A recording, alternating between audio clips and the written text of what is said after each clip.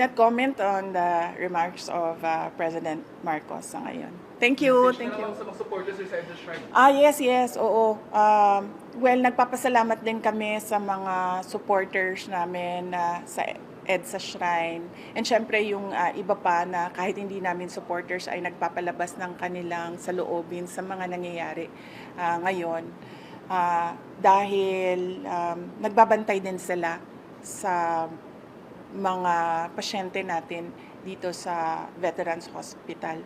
And nagpapasalamat din kami sa mga tao na nasa labas ng Veterans Hospital na nagbantay din sa mga pasyente. Malaking tulong yon sa akin, yung media, yung mga tao na nagbabantay. Si Senator Bato de la Rosa na hindi talaga niya iniwanan yung mga pasyente. Si Senator Bongo na nag-substitute sa akin dito. Ang laking tulong nun lahat, ninyong lahat sa akin dahil nakakagalaw ako, nagagawa ko pa rin yung mga iba kong kailangan gawin na mga trabaho. Thank you. Ma'am, nag-usap na po ba kayo ni Claire Ardeling